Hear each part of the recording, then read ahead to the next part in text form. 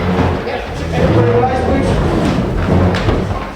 I pledge allegiance to the flag of the United States of America and to the republic for which it stands, one nation, under God, indivisible, with liberty and justice for all. All right. It's nice to be back, I guess. Got a busy schedule.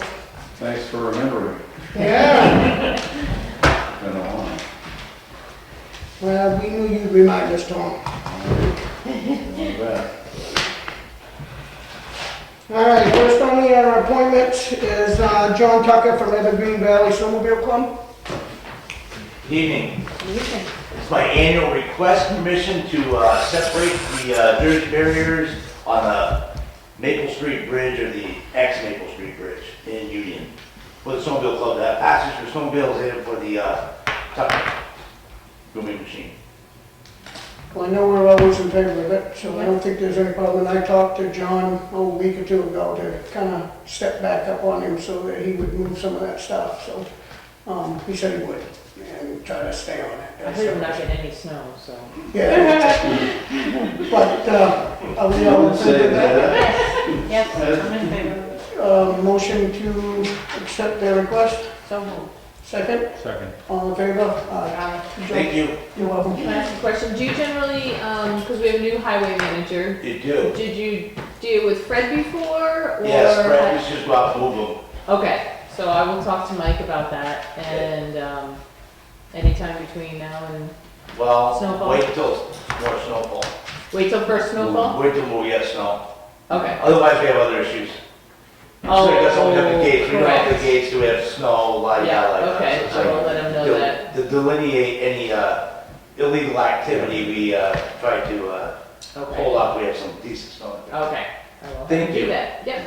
Yeah. Have Mike just make sure when he secures that it meets the standard as far as the reflectiveness and the posting and all that for those blocks.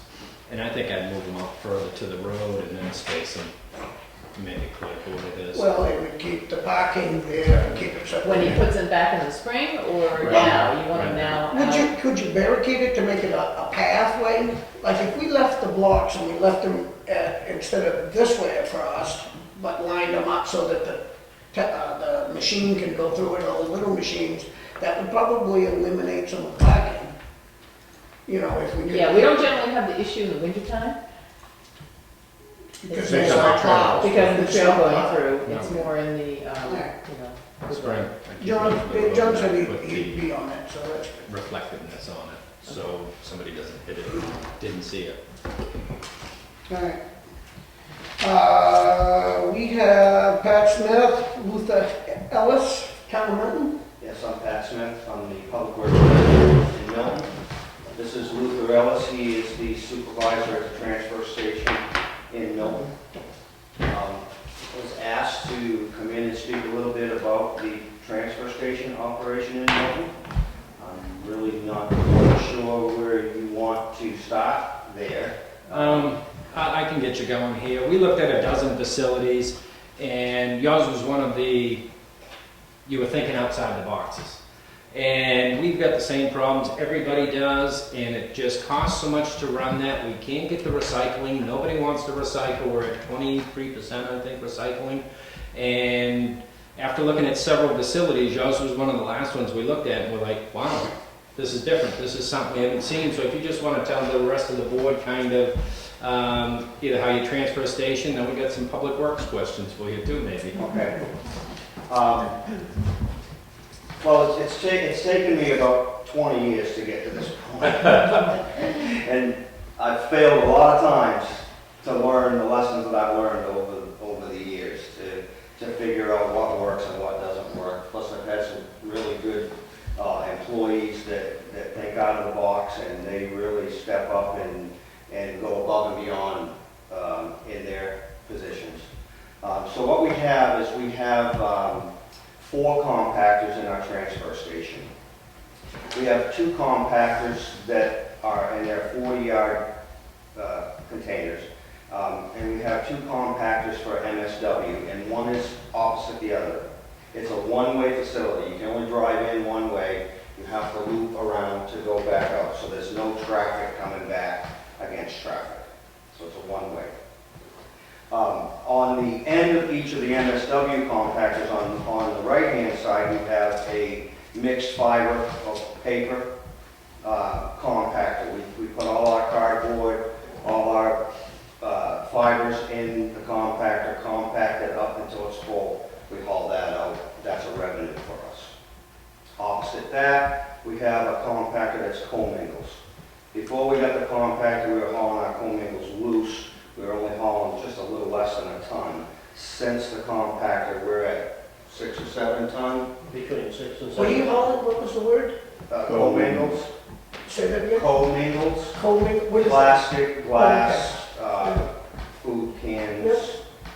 recyclable stuff. Yep.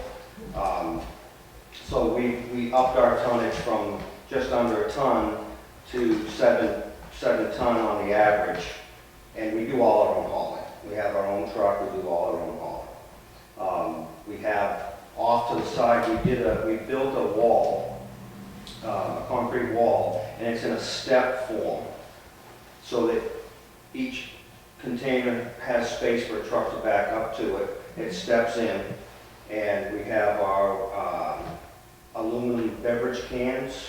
We have a container for that, because that's also a revenue, aluminum beverage cans. And we have that container, that's a 30-yard container, it's a closed top, so that we don't get any contamination in the aluminum. If you get contamination in the aluminum, they get kicked back to you and you lose money. So we close the top on that. We have a 40-yard open top for metal, white goods and stuff. We have two 40-yard open tops for bulky material. And we have We have a 40-yarder for construction demolition, and it's a 30-yarder for scrap metal. So we have it set up, different stations, plenty of signage. We go through New Hampshire the Beautiful to get our signage. You get so many points, you get 3 signs each year. We use that program. The compactors that we have, we just recently got 2 compactors 4 or 5 years ago, and we got those compactors through a grant with New Hampshire the Beautiful. I don't remember the exact amount of it right up, but they helped pay for the compactors and set that up. The whole facility that you looked at when you came in, the wall that was built, the 2 new compactors, and all of the containers that we have, and we have 15 different containers ranging from a 15-yarder to a 40-yarder and 6 closed tops. We own everything that's up there. And we bought all of that stuff up there with the revenues that we've generated and built the transfer station with the revenues that we've generated from the transfer station. What we did in 2009 is we put a warrant article up to start a solid waste recycling revolving fund pursuant to RSA 3195H. I brought a copy of that warrant article if you guys would like to have a copy of that so you can look at it. And I don't know if it's set up that way yet with the revolving account, but the revolving account has really helped me to build the transfer station to what you see today. Did you take all of the revenue then that the transfer station was making and put it into there, or did you just split No, some to all of still the offset? revenue. So in other words, you took the revenue away from what would offset tax rate? Yes, Okay. yes. And What the we voters did were okay with is that? we took the revenue that we brought in from the transfer station and we put all the revenue into that account. And that account is set up to purchase equipment, to repair equipment, to maintain the transfer station, to help build the transfer station. The wording is in there in that warrant article for the use of that money. So do you not budget anything for the transfer station? I And budget- you just use the I revenue? do budget some, I have to budget the wages, because there's Right, some things I yeah. can't cover under that Yeah, revolving account. right. So does that money that you take in, do you take into account the money that you've put out and separate that and then the profit, or let's not call it profit, but the money that's left goes into the fund? Or is it all the money All goes the into the money that fund? comes into the transfer station, the money that we get from the scales, from any fee that we charge in that transfer station goes into that revolving account. And when we need it, and I pay tipping fees out of this revolving account. For example, I put the scales in a year ago. I charge 8 cents a pound for anything that comes across the scale, which is construction, demolition, and bulky material. I removed $30,000 out of the 2015, 2016 proposed budget because now my scales are paying the tipping fees for my construction and my bulky debris that comes in. So I was able to reduce this year's budget that I'm proposing by $30,000. So I cover that. Also with my fees, I'm covering the cost of my truck. I'm covering the maintenance on my truck. I cover the maintenance on my compactors. I don't budget anything in my budget to cover any of that maintenance or on any of that equipment. Everything comes out of that revolving account. Anything I can use that for, I use it for. The account is set up so that when I need to purchase another roll-off truck, I have about 10 years to go on this roll-off truck. But my goal is, I'm not there yet, but my goal is to have the money in there to pay cash for another roll-off truck to pay for this roll-off truck that we have. So it's not going to come out of the taxpayer's pocket to continue to operate this transfer station. I've tried to make the transfer station the most self-sufficient as I possibly can with what I'm able to work with under the law. And you said you did this in 2009? I did that in 2009. Yeah, It so was in it's the- taken, so it takes time to, I just want to let it, when Well- we're talking about this, so, Yeah. yeah, because you still got to do a little bit with the budget and then eventually I try to get budgeted about 186,000 this Yeah. year that covers wages things that I and can't, things you can't. wages Yep, and that type of stuff.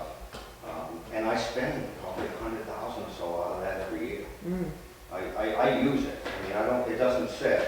The wall, I paid for that wall up there out of that. I paid for the compactor. I paid for all of that stuff that you see up there has been paid for out of that. and you don't have a capital reserve set up for I don't have it. any capital reserves for the transfer station at all. I just have that revolving account. Do you have trustees of the trust funds down there? Trustees of the trust funds in Milton? We have, yeah. So this is a separate fund that they don't even have to deal with? Right. Just the treasurer can? This fund right here is under the selectmen. The selectmen have the authority to expend. So when I make out a bill, I make out something that's got to go, come out of that fund. I do my purchase order. The selectmen sign the purchase order. When the selectmen sign the purchase order, it's approved and it goes through and it gets paid. If they don't sign it, then I got to go back and do something different. I usually use it to fall under what the wording in the warrant article was. It's similar to what the commissions do. The do. Parks and Rec, the Yeah. Heritage, except they have commissions that approve that, Yeah. where with something like this, you would have to come before the board. Do you have a fee do you have like a ticket that goes on the window, a sticker or something like that? Yes, we have transfer station stickers. The cost of our transfer station stickers are $5. Every vehicle has to have a transfer station sticker to come into dump. If they do not have a sticker, they do not dump. Who regulates that? Luther and the other attendants that are... You get yelled at with that? The Gestapo. And we try to stay consistent. We try not to let people make up a story or give us an excuse why they don't have it or they lost it or it has to go on the windshield. The ordinance says it has to go on the windshield. We follow the ordinance. Whatever the ordinance says is exactly what we go by. I try to stay as consistent as I possibly can so I don't get in trouble. So if it says that you gotta have a blue sticker, you need to have a blue sticker, I'm not gonna let you come in with a red one. You gotta have a blue one. Now, do you stop them right out at the front, so they don't even make it No, till where they come stop? up. No, they come up, but they, the way I have it set up is Lou runs the scales, he's in the scale house, he takes care of the scales, and I have 2 other part-time people that monitor the compactors and the rest, and if they're just trained to look. If the sticker's not on there, excuse me, sir or ma'am, you have to have a sticker before you can dump. So And you if sell them if there? you're gonna get a sticker, could I have your registration, please? I'll go start the process while you dump. You get the registration, you walk away, you let them dump. The sticker gets made up and they pay, and then Is it $5 a year? it's $5 a year. Sounds cheap. Yeah, you know, I was charging $1, but, Mm. you know, it's like we wanted to increase the fee, $1 was just to cover the stickers. I wasn't, so, The enforcement of it, I mean, you find that a lot of people are finally catching on. At the beginning, it must have been rough, and yeah, usually the first couple of weeks of anything that we try is rough. But when they realize that, you know, this is the way it's gonna be, it kind of calms down and it goes away. You know, you still get occasionally 1 or 2. how many guys does it take to run your whole facility? I have 1 full-time person. I have a part-time driver that works 20 hours a week. He does all my hauling.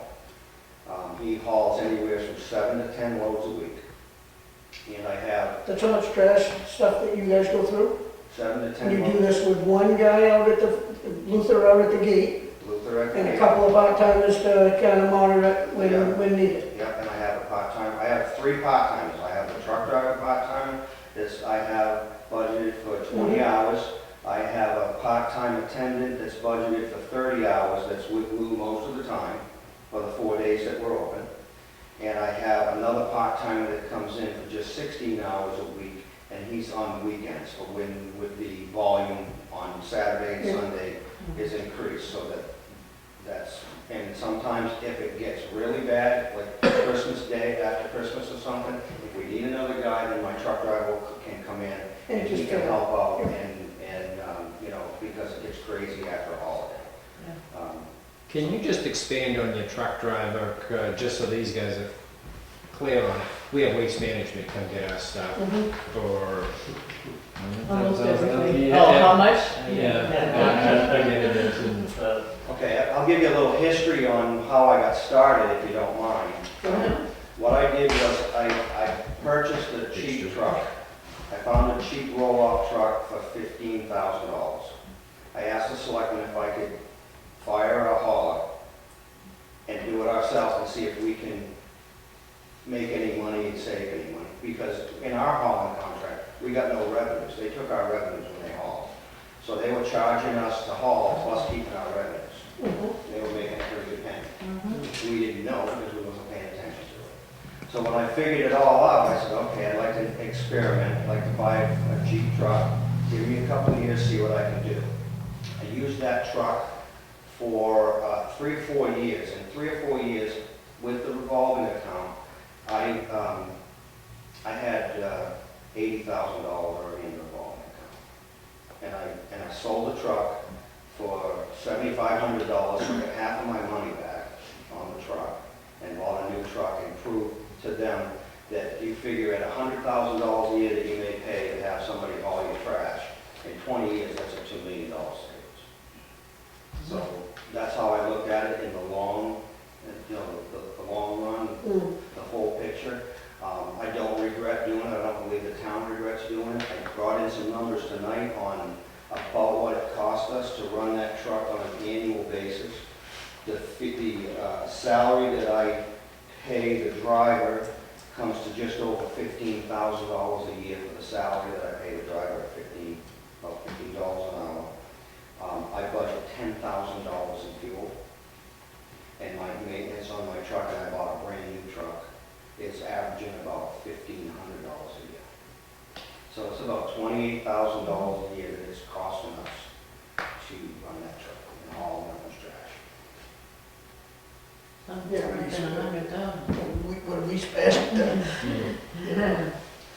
I'm fascinated. And you're not committed to a facility to bring it. you kind of broker and find out where he's going? We are members of the Northeast Resource Recovery. Everything that we do goes through Northeast Resource Recovery. We will call up, we'll get a release number. They tell us where the best revenue is or where the cheapest tipping fees are. We travel as far as Billerica, Massachusetts to haul our stuff. So, we've used them. They keep track of your tonnages. You can get a report from them if you miss something, you call them up and you say, hey, where am I at with electronics? Or where am I at with tires? Or where am I at with my revenues from my aluminum cans? They send you a printout that day. You can look at it, you can figure out where you're at. I love NRI. Yeah, They help. they're great. Maryland, you do Maryland, Maryland? yeah. How many stickers do you use, how many people use on the transfer station? Did you sell for stick? How many stickers did you sell this year? I sold 2,000 last year for 2015. I started on the new ones after Thanksgiving, and right now I sold 78. See, so, 1 and 2 part-timers, we gotta probably double that, because we're at 5,000. I was gonna say, we sold about So 5,000. this is why we got 2, Yeah. and how many we have? We have four full-timers? Well, Mike's kind of like a part-time guy, Yeah. because he does half sewer, Yeah, so so you got 3 there's full-time. probably- and- But they haul There's no stuff, reason, too. then there's no reason, as far as I'm concerned, that they ain't got time to do something. Yeah, listen to that, Do you want to just touch on enforcement a little bit and how things have changed down there? Yeah. We've had, it's like any transfer station. We all have trouble. I mean, people don't want to go to the transfer station. It's a chore, and they don't want to go, and we understand that. When things change, and it's not always because we want to change, the change might be from the state, or it might be from the people that are taking your materials. They may require it to come in a different form or something to be separated. So when you make those changes, people tend to get a little upset because they think we're doing it to make things more difficult. And when we've had them difficulties, in my position as Public Works Director, I have a resident come in and say that my employee's rude and out of control and, not very professional. But then I have my attendant come down and say, boy, Mrs. So-and-so and Mr. So-and-so just came in, and boy, they were swearing, you should have heard the names they called. So it was a he said, she said type of thing, and I'm stuck in the middle. I need to believe my employee, but I also need to trust my residents. So what I did was I went out and bought 3 GoPro cameras. And I stuck those GoPro cameras right on their chest. And I told them, if you have an issue, you hit the button, you turn it on. When I put those GoPro cameras on there, I had absolutely no issues in the transfer station at all. I get a couple now and then, but since they've been there, the attitude has changed because now the truth comes out. I review them. If there's something I need to review, I look at the camera, what was on the camera, and I make my decisions based upon what I saw and what I hear. Yeah, that's great. It sets the whole tone. Oh, yeah. And we try to, again, consistency in the transfer station has been the key to everything. If the Board of Selectmen makes the rules, the attendant has to stick to the rules, to the letter, no matter whether a friend comes in or a relative comes in. There's no favoritism. It has to stay consistent. And as long as the residents see that you're being consistent in every single thing that you're doing, they can't bring blame to you. They can't follow you for it. As long as everybody's being treated the same. And that is our goal at the transfer station, is to be consistent in everything that we do. Sounds Do you take apart your mattresses, Couches, chairs, and just go right into the bulky container? Yeah. Not worth it. Don't have the manpower to do that kind of labor. And as far as I'm concerned, it's really a waste of time, in my opinion. It may not be if you have the manpower and different things to store things, if you want to store things up. We don't have storage, we don't. Everything you got goes into a container. You don't have piles of stuff laying out there, shingles are piled down on the ground or anything like that? this is my rules, absolutely nothing on the ground. Yeah, that's true. It's nothing on the ground. If it's on the ground during the day, before he goes home at the end of the day, it better be in a container. I don't want garbage laying around. It is a transfer station, it is trash, but I don't want it to look dumb. So I want it to look clean. And that's how our transfer station is kept. And, we've had the state come in and we've got high praises from the state that like our facility and like how we have it laid out. I mean, it's not the best one in the state, but it's clean and we try to manage it and keep what we have the best we can keep it. So same thing with, does this go in bulkies, like, toilets and sinks and all that kind of stuff? Where does that kind of stuff go? Toilets Is and that- sinks, bulky, What's that? toilets and sinks. No, porcelain and stuff like that goes in construction and demolition. Oh, it does, okay. That's all ground out. When we send that down to the Burco, whether it be shingles, wood, toilets,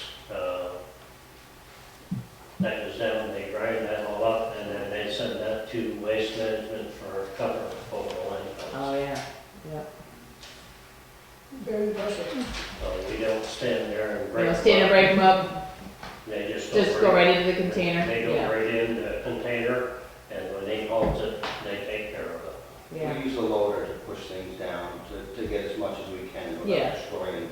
They're your containers, so if anything, Right. we use that too, but sometimes not our container. How did you get your clear bag, white bag ordinance through? That was a selectman decision, and the reason we went with the clear bags is because in the dark bags or the black bags, people tend to hide recyclables, and recyclables take up space. So the more you recycle, the less MSW you're gonna have, the less MSW, the less it costs. So it was an incentive to help recycle. Not that, that still doesn't happen now and then, but when you come in with a clear bag, you can see through the bag. You can see if there's something that's not supposed to be in there. If there's something that's not supposed to be in there, we ask them to remove it. Do you provide the bags for people? We do. I buy like 30 cases of lots of 500. I sell them 25 in a roll for $7.50 a roll. Not making a profit on them, nothing, a little bit because you gotta handle them, you gotta do this, you gotta do that, but it's basically just to keep the bags replenished and have something there to provide the residents instead of going to, different woods or wherever they need to go to get the bags. So, and it's worked out well, we do pretty well with it. We do allow the white bags, because you can see through them, what's going in there and whatnot. Clear bags, about the only place you can buy them for a 13-gallon container is Market Basket, and they don't always have them. But you can see what's in there. If somebody does come in with a black bag, we ask them to open it. If they refuse to open it, have a good day, be on the way. Because people try to hide stuff, like that said. They, even Could be electronics, okay, electronics since 2008 is against the law to put in the landfill. But people want to spend $2 to get rid of a microwave or a toaster or whatever. So this is why you have to go with the lighter clear bags. It's just to try to. Well, we tried, but boy, what's up? Well, I'll tell you, it's very hard. I've been there 2 years now, and it's just getting down to the point where the people are feeling more comfortable. And after we went to the GoPros and stuff, like that, and it's no more he said, she said. People can see it. If I have to use it, I can download it to his computer, he can watch it. Well, them just knowing that they're on camera, that makes you think way before you speak. Yep. No, I'm with you there. And it was So cheap. people can hide still in those clear They plastic can, bags I mean, but you if they get, really want to. right, but you get a better view of what's going on. Yeah. You're not gonna stop it completely, but. And is somebody standing there the whole time watching them throw their bags Pretty into much, the there's two MSW? guys usually that are, one guy anyway, right up by the compactors. Somebody comes rolling in and he walks right over, Mm. and And they helps them. they offer to help. Yeah. They offer to help. Would you like to have any help? Mhm. And if they want the help, then they'll take the bags out of their vehicles. And at the same time, they can still look and see what's going on there. I mean, the stuff belongs to the resident until it comes out of the vehicle. So once it comes out of the vehicle, then it's out. Yes, So, you know, we don't just go and start grabbing and do anything like that. It's like ask if they want the help. If they say no, we leave it alone. We back off and leave it alone. Consistency is really the key, and signage, we never have enough signs. Especially when they're free, if you keep up with them every year, it's a free one every year. Yeah, so. we had to buy some too. You have Yeah. to buy some. I mean, Yeah. you don't get enough points to get all that Right. you need, but. They're not homemade signs, they're things you can No, actually we read. we have them made, yeah. and- Because it looks better and we try to, we have a price list that we put out that we can give people, price list to see, you know, so they kind of know what's gonna. A brochure and Yeah, stuff, saying yeah. how the transfer works and what you gotta do, and, Yeah. yeah, sounds to me like you guys got your, Yeah, they're actually beautiful. They run from November till the end of October. You have 60 points. So, and they give you a paper as to how many points the different signs are. So you can use the 60 points and get whatever signs you need, and then next year you can do the same thing. It doesn't cost you anything, except for a trip over to Epsom. The other thing we do to try to promote recycling is we purchase through new NRRA compost bins and also recycling tubs, and you pick them at the cost, and pretty much sell them at the cost. You might make $1 out off of them. Each one can sell, driving over to get them to cover your cost and go pick them up. But we used it, and they sell pretty good. They do, the compost ones? We do, we sold, yeah. We used to, we We did that ordered, for 1 or 2 years, and then, Compost bins. Compost bins. They were selling pretty good, I think. I ordered 12. I took orders for 6, and then I ordered 6 more, and then I sold 1. But you have to keep them locked up. They grow legs. yeah. But we try to do that. We get things like that through Yeah. NRRA. to try to promotions, promote Yeah. just, things. Yeah. The other thing that we started doing the last couple of years is we do the Earth Day cleanup, and we do promote recycling on that day. We put our bins out, show them different things that we're doing. Our last Earth Day cleanup that we had 120, 130. 153 bags, I think it was. So, in 3 hours, what I do is I get donations and go out and buy hot dogs. I usually buy, 200 or 300 hot dogs. I stand there, cook hot dogs all morning, and people pick up the trash. I feed them all, give them chips, drinks, whatever they want, water. Just make a morning of it, about 1 or 2 o'clock. we used to have that way on Pride Day, that we had the pickup day, but, I don't know whatever happened to it, Well, but it Joe and was, I used to try to run it also after it. I don't know if we did it through the chamber or with the rec, and just didn't get a lot of people. We did the same thing, have a cookout, we tried to gather the roots, try to gather people, and you try to get the kids involved, then baseball would happen, and you just couldn't seem to get enough people to do it, but. We've done pretty good. We had the first year, we had like 70 or 80 the first year, but we went over 100 people this last year. Wow. And we had the Boy Scouts came out, the church groups came out, and we had some pretty good groups, and we were signing the roads. Roads to go I to. had my highway trucks right behind us, and we're picking the trash up as fast as they're bagging it. All my guys, all my employees volunteered their Saturday morning, no pay, to come in and pick up trash bags for the town. The whole crew. Wow. Wow, nice. It's nice. The other, and it's the small things that made you guys unique, was Luther didn't want to handle any money. Somebody came in with a credit card, he grabbed his smartphone, swiped it on his square, done. It wasn't a complicated credit card machine, he needed the internet, cost waiving thing. It was simple as that. Yeah. I like the square. Yeah. A lot of people don't carry cash with them today. They have their debit or credit cards. It really works out well, and then you're not handling the cash. Yeah, No, I the like that auditors too. don't want anybody I Yeah. have touching the money. account, I have the cell phone, plug the square in. If you come in, you owe $100, you want to use your card, I can swipe your card, and then I don't have to worry about it. That's direct deposit. Yeah, yeah. It goes directly into the revolving account. Isn't that nice? Do you do a hazardous waste day? We do. Oh, you do? We Who's- sign up who's for cert- turnkey. Oh, okay, you don't have it at your facility? No, I don't do it at the facility. I Okay. sign up to use turnkey. I pay turnkey to do it. Right. I do. Yeah, we have two. We have Yeah. it here, and then we do turnkey. I meet both at turnkey. They have like 2 a year. Yeah. And I do both of those there. But Just people just go there. They just go, Versus- they have to have their sticker, their mill sticker. Mm-hmm. Well, who do you buy your compactors and dumpsters through? Ooh, well, the dumpsters are from, they changed, they were Atlantic. You just call it, They got longer than True Atlantic, yeah. recycling and loans for, Yeah. they come out of Pennsylvania. I just got a enclosed 40-yard container that was $7,250. 400 of that was transportation, and they deliver it right there.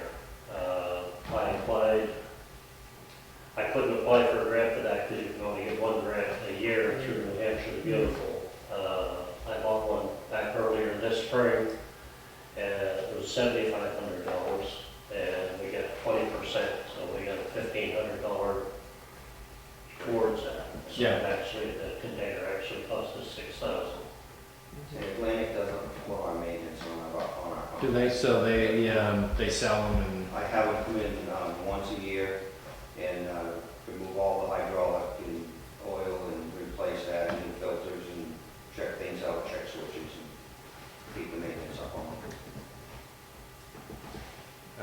our chair for the transfer station committee is here. I don't know, do you have any questions, Jim? or- I can give a 3-minute synopsis of what I've learned here, because I know you got a full agenda.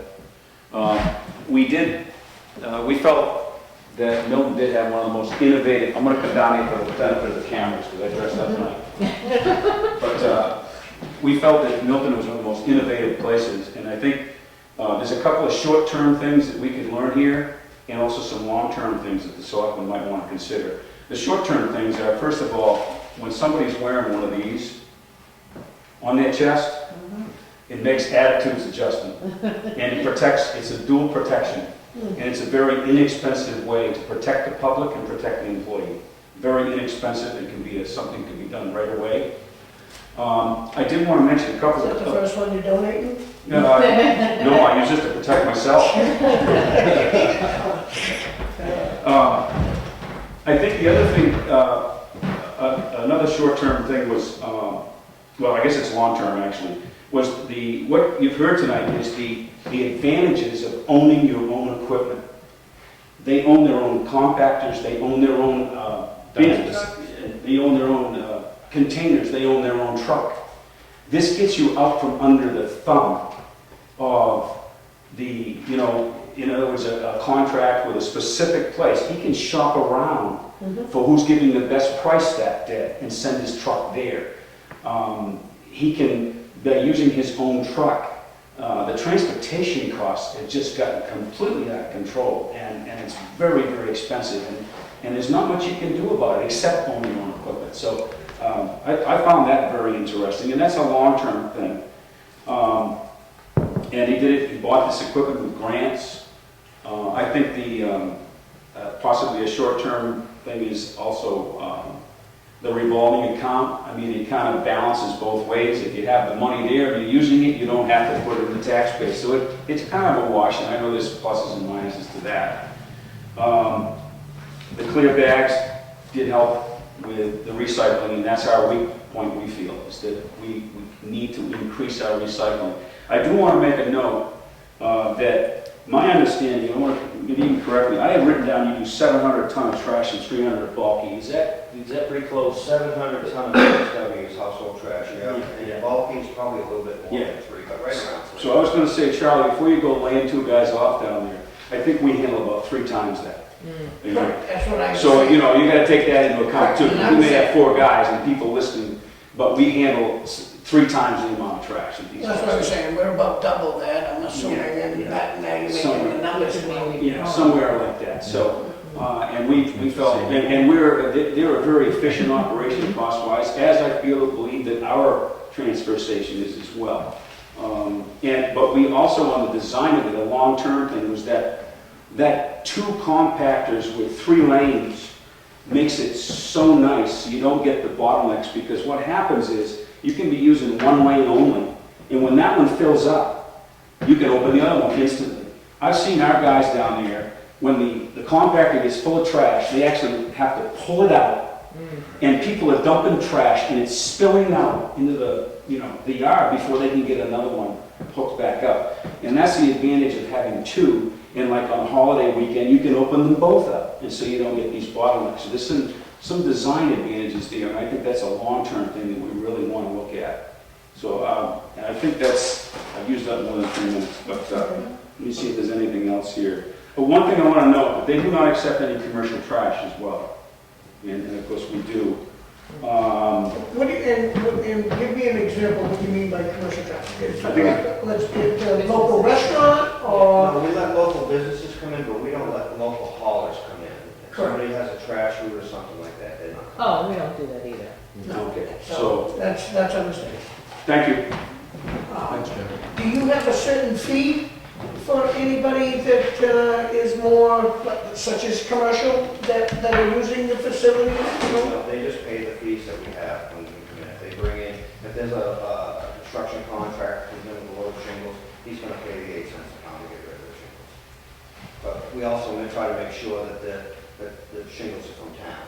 We want to make sure, we don't want them coming in from Rochester or any place like that. We want to make sure they're coming out of that. Do you require a letter then from the homeowner?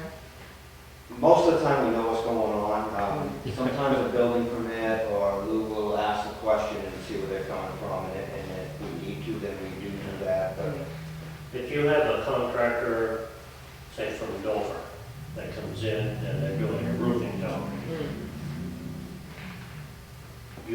they provide a letter from that homeowner with their name and address and stuff. And they also have to have a sticker number. Right. If you don't have a sticker, even though you're a resident, I think they have to come in and purchase a sticker before I'll allow them to. If they never use a transfer station, Still need the sticker. the policy says you must have a sticker. No, we did. Sounds very efficient. Very good. I've heard really good things about them. I appreciate that. You've done a good job. Appreciate it. Tell your father I said that. Okay, I will. And to be honest, I'm only as good as the people that I have around me. And we have a good group also. It's just, I think there's just a little bit of organization that needs to be done. Yeah. And maybe us taking another step into it like you've done, and in baby steps, like Jim was saying, in the long term, I don't think that we're against any of those long terms. I don't think we can do them overnight, buy all this equipment, but by all means, we'll look into the grants, and that's great. We got a committee now that's kind of onto it, and Ken's kind of the liaison of that, so he's mentioned all these things anyway, so these are all coming back up. Okay. And I love the GoPro thing. I think that's the key to the whole thing, Yeah. the cameras. and- Well, if we can assist in any way, don't hesitate to call. I'll be glad to help out in any way that I can. Stop by for a tour Friday, Saturday, Sunday, Monday. Same as us. Out of the transfer station under Public Works, you guys do your own grounds crew too, or? Grounds crew? Yeah. Yes, I have 2 guys. Yeah, how does that work? They're 40 hours full time. They plow snow in the wintertime. They do parking lots and sidewalks, mostly in the snow. Shovel all the walkways, shovel all the stairs off, that type of stuff. In the summertime, they mow all the town grounds, all the baseball fields that we have, all the parks, and also they maintain cemeteries. No, we're not always asking. And we have 102 cemeteries in Milton. And we maintain at least one time a year about 45. And then how many other full-time highway guys you have that do road work? So you- For road work, Right. I have a foreman, I have 3 truck drivers, and a mechanic. Yeah. That's what So we, that's quite a, we got the same thing, maybe one more, The one plus one him. plus him, yeah, Yeah, so two. two, yeah, so we're about the same. And I do bring in a part-time guy seasonal in the summertime on the grounds and buildings, because they don't only just mow mm, and take care of cemeteries. They replace doors and windows and light bulbs and this, and Maintenance. drywall, I mean, they do whatever needs to be done in a government building or on the grounds, if it's within their scope or within their skill range, then they do it. Not everything can they do, we have to go out and contract stuff, but they do quite a bit of it. So total of all three departments that I have, I got about 12 to 13 people that are through full-time and part-time. Does being the public works, do you find that it's a full-time job office-wise? Are you an on-site kind of public works where you go and you drive equipment and that, or are you specifically, I understand it, but I mean, it's like, does it require is it a full-time job? Oh, yeah, it's a lifestyle, it's not even a job. Yeah. I don't go home and leave public works at work. I go home and public works is at home. Yeah. I go home and the phone rings, or I go home and the cell phone goes off. I go deer hunting, I sit in a deer stand. I got text messages from 2 selectmen asking me 19 questions. You know what I mean? It's a lifestyle. And so what I do is, and it's evolved from when I started. I've been with the town for 20 years, so it's gone from being a working public works director in a piece of equipment every day, being in the trench, putting the pipe in the ground, or whatever we might be doing, Director. to more into directing because of the way that the state RSAs have changed and different things have changed and different things that you have to monitor. Also, over the course of my 20 years, I ended up getting the grounds and buildings and other duties that they decide to assign along the way, which takes more time away from public works. I plow in the wintertime. I have a plow route. I drive a pickup truck. I'm in for every single snowstorm there is. I might be one of the first ones to go home because I'm not going to stay for sanding of roads or sidewalk cleanup. But from the time we start plowing the road with those dump trucks on the road, till the time I say it's time to clean up and go home, I'm there. And I'm not gonna ask you what but does that seem to be a salary paid job? I'm a salary paid job. Okay, and if you say, what's an average weekly hour? For me, Hours? in the wintertime, I can be anywhere from 80 to 100. In the summertime, I try not to go over 50. But you put at least 50 hours in on your salary? Not all the time. I do, if you add my meetings through the summertime, I might do anywhere from 40 to 45, 46 hours in the summertime. And you attend town meetings I and attend all selectmen's meetings and all that stuff? Not every one, I mean, a lot of times I have stuff on. That's part of your salary? Right, it's part of my salary. That's great. No, that's your, My salary is based on 40 hours. My salary is not based on anything but 40 hours. but you work till you get what you need to get done, and that's the way it works. It's 2 hours or 200 hours, whatever it takes to do the job. So if I decide to take a day off, then nobody really says anything. No, that's understandable. You're elected too, right? I am elected. Yeah. oh, nice. Oh, So wow. That's the difference. When you wipe out somebody's mailbox, you go put it back because that's a voter. How much the term? 3-year terms. Huh? I just started my 6th. That's awesome. Wow. Congratulations. No, very impressive.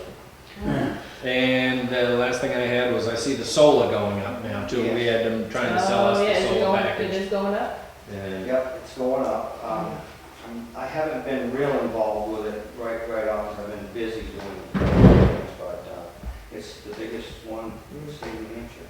First one on the landfill, Wow. and it's taken 5 acres. Taken Mm. up 5 acres, and it's revenue for the town, at least in the land, and we'll get a check for kilowatt hours that go out. they're gonna maintain the cap, the mowing. They're gonna maintain around the solar. Gotta get one. That's awesome. Right now, you do maintain in the cap? I maintain the whole cap, 7 acres. Yeah. What do you guys use for a mower? I just have zero turn mowers, 44-inch jacks. I have two. Same ones you I got. have three, I got two now. I have one crapped out one, but I have two of those. And we have a bunch of tools, backpack tools, stuff like that, but most of the stuff is zero turns. Awesome. Anything else? That's all I had. Very impressive. Thank you guys for coming, taking the Thanks for- time. Yeah, thanks for coming. Again, if I can be of any assistance. No, anyways. we appreciate that, we do, and, very impressive. Okay, thank you very much for Thank having you. us. Thank you. Appreciate it. Good evening. Yep.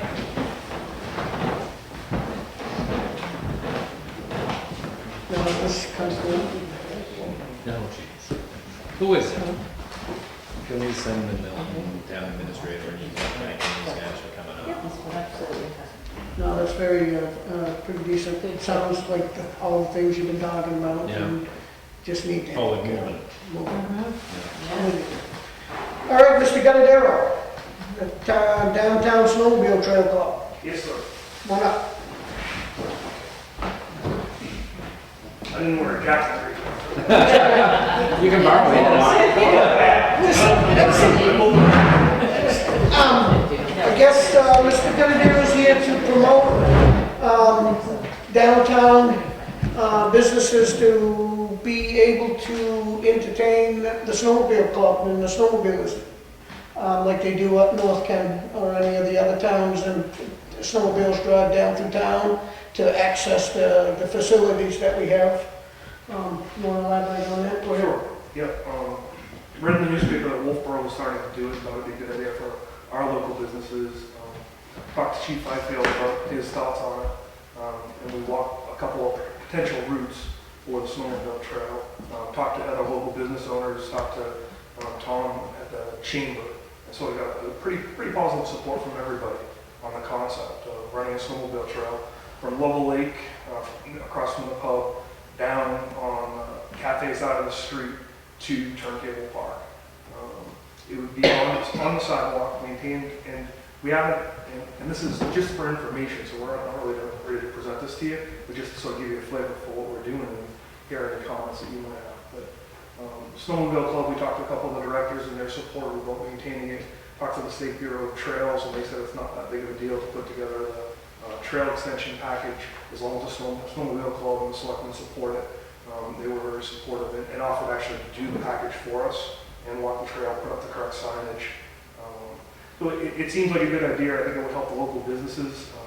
Trying to ideally make downtown more of a destination area for people to take a couple hours. Like I often drive over to Johnson's as an example in New Durham. And have lunch, and it's a couple hour ride, and so a couple hour ride back, but it's a destination. And if we could do that here, I think a lot of the businesses would benefit from it. So wanted to get your feedback on it, answer any questions that I could, or if you need some homework so that when we do come back, we're fully prepared to give you something to decide what. You said sidewalk, That's what I heard. so we usually clear the sidewalks. We don't plow them or nothing. No, we We don't maintain them at all. So what I would suggest is that as long as Todd, when he's plowing and stuff, he does what they do, the plow, the snow, the excess snow, instead of pushing it way out, leave it there on the side and let the snowmobile clubs come and groom it. And then also, what that may do is, and David has brought to my attention, is that it may give you a place to walk, because when snowmobile trails are very hard, and they're extremely easy to walk on, so it might allow a little more space. Granted that, you got snowmobiles, but, I don't see a pack of snowmobiles coming down through a highway, but it's definitely because it seems like they, up where the diner and the snowmobile trail now comes across there, there's a lot of snowmobiles that stop at the diner. Now, maybe if they could come in, maybe if they could come a little further and know that they could actually make it to Level Lake and get out and continue. They come down to the gas station. Correct, and they might be able to continue, go to the pub, go to the cafe, Can they go down come the hardware store. Don't they come down here? Do they come down, right? So Isn't that that would where be the the trail, connector from Turntable Park. Turntable Right- Park, and it right goes behind us. behind, Yep. currently over here behind Yep. that building, right? The trail. Apartment? Yeah, the Okay. trail. I don't they used to snowmobile, so- have a trail that connected to the public safety building, but I don't think that's active anymore. Oh, okay. So this would go pretty much from Reno's, across the tracks, and then right down. And then down the street versus going behind, okay. Yeah, it sounds like it takes up a lot, but, you know, I use Colebrook as an example, because that's where I've done most of my riding in the streets and towns and stuff, but, it's pretty modern, and there's not any horseplay. I don't see people, because it's out in the open, nobody wants to be seen in the open, so there's pretty, I think it's down to 10 miles an hour. Correct. The chief was recommending a 5-mile-an-hour speed limit, so the sleds are gonna be idling along. Yeah. Cutting it off at a certain time, you know, I don't think anyone's open beyond 9 or 9:30. yeah, and I think it's 10 o'clock is the sound, it's the sound. You know, they don't necessarily, haunt everybody that might come down to get lost and come down in at midnight, but if, you know, there is a sound control that they can, you know, pull you over and give you the ticket for, you know, a curfew. So how would they go about getting by the dingle down here? The what? Telephone poles That's, was my thought, was the telephone poles must be 3 or 4 right in the middle of the Yeah, sidewalk. there's the two- triangle, I guess. As kids, we always called it the dingle. Oh, in Triangle. front of Level Lake Market? I think They're on the other side of the road. road. So they'd be They're on the on the profile opposite side. side. So, We're way off the dingle. On the so, other side of the street. Yeah. so then how do they get to Lino's? Just across? At the tracks, you cross it, because you use the track. Now, how does, they don't come down the tracks, they only cross over the tracks because they come out of Tornado Park, because the tracks are still active, and they can't drive on them. So the tracks are off limit, they just are able to cross over and then continue down through the side. Yeah, and I don't know if you remember, there was a little while ago that, I can't remember who, I think it was an ATV type thing that was coming before the selectmen at one point, where if you were coming from Turntable and you go down Cosmar, and there was gonna be an area, but, so now you just take a right, take a left, and just then go right down on Right down the the sidewalk. road. And then it'll take you all the way down Little Lake. Now, there's still a trail that goes down behind the pub? Is that still There is, so the trail goes Okay. behind the pub and comes around, so you could loop around Oh, okay. Yeah, or you can come off of Level Lake Yeah. as well. yeah. And- So basically, it's getting to the restaurants and to the bank. And it's like you said, when you go snowmobiling, you know, it kind of stinks to just take a 20-minute ride. It's to Right, have a destination. destination, you know, Just like the motorcycles. cafe, yeah, exactly. Have a cafe, go to the cafe, all right, we're in Wolfboro, we say, well, let's go to lunch over in Wakefield. I mean, but you can't do that if you can't get to it. You have to leave them up, you know, so you only make it to the diner, which is great for the diner, but I mean, yes, everybody should have a little piece of it.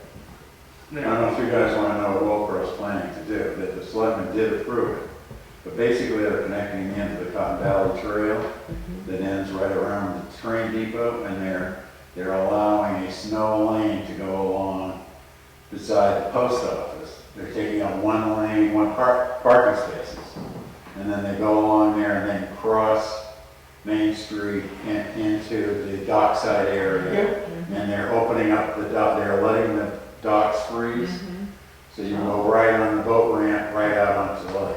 Awesome. Because the whole concept was you want to keep going, you don't want to have people stop and they have to turn around and go back somewhere, you want to be part of the trail network. So that's what they're pursuing, and it's a 70-day trial this year, beginning the end of January, whenever the lake is, you know, pretty solid and frozen. And they're a lot more congested than we are. Oh, yeah. You know what I'm saying? So I can understand that tryout thing, and I can probably see us But you've doing been it at also. Colebrook, right? I mean, they do that. They're congested, there's a lot of business, a lot of traffic up there. I think it works out great. It works out great, and it allows the trail system to get some activity. And we're a snowmobiling area, by all means. My only two thoughts were that it's a snowmobile trail. 7 Lakes is it, and it's their insurance, it's their trail, and they're in charge of it.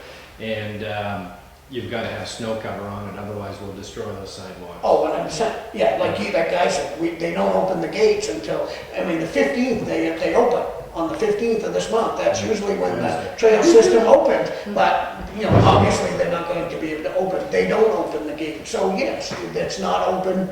And it's snowmobiles, right? At this moment, it's no ATVs or anything like that. But I'm just thinking you get a sunspot hit it in that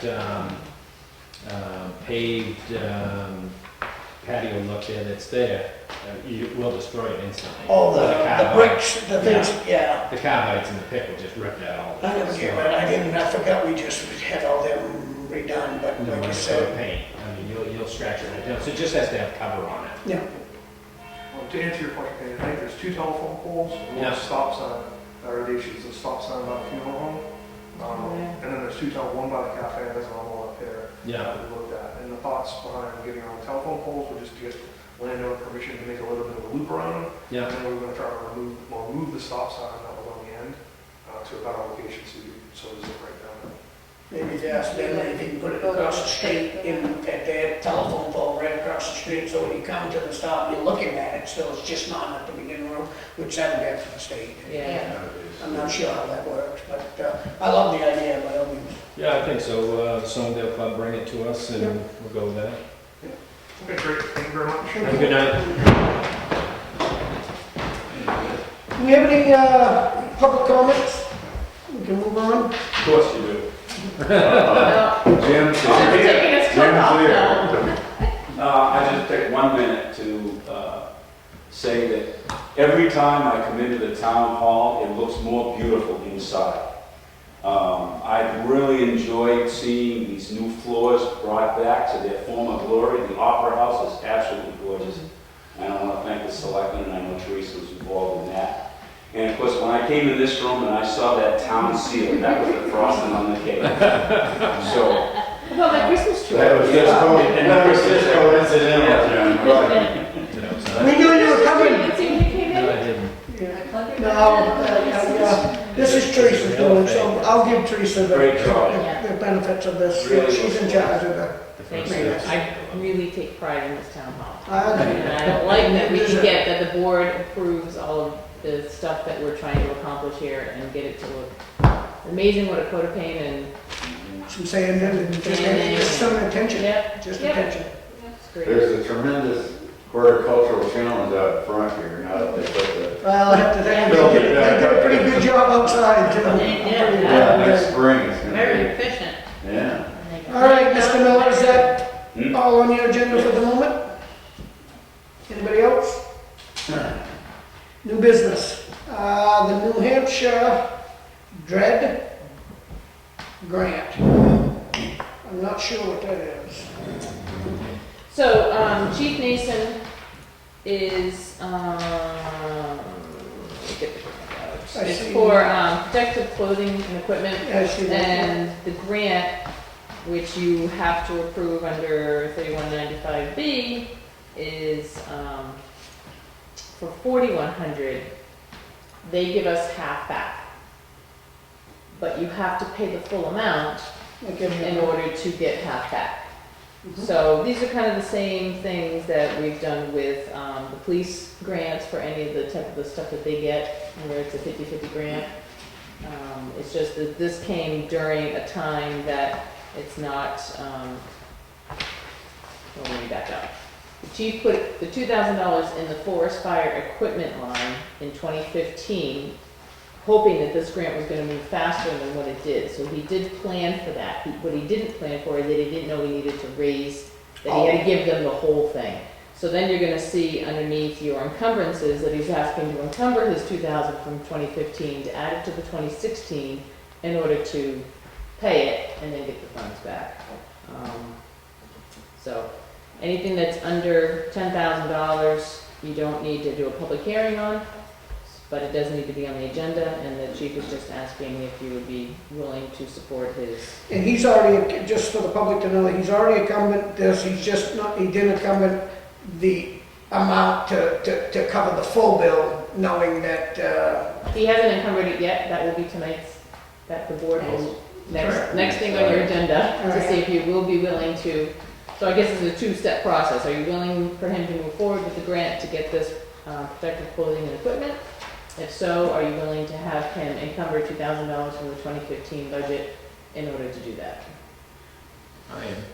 and this grant is, I mean, we have to do anything for it other than buy clothing? Nope, it's just like the ones that you do for the 50/50 equipment that the chief buys for the cars. Okay. It's that kind of thing.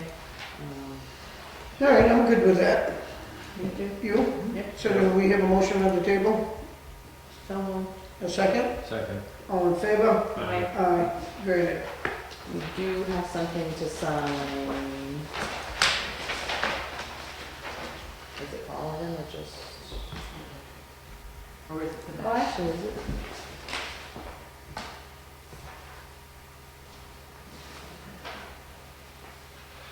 Yeah, thought sign. I guess it doesn't require your signature. So that, what we just agreed on is just to use the 2,000 that he's already put aside.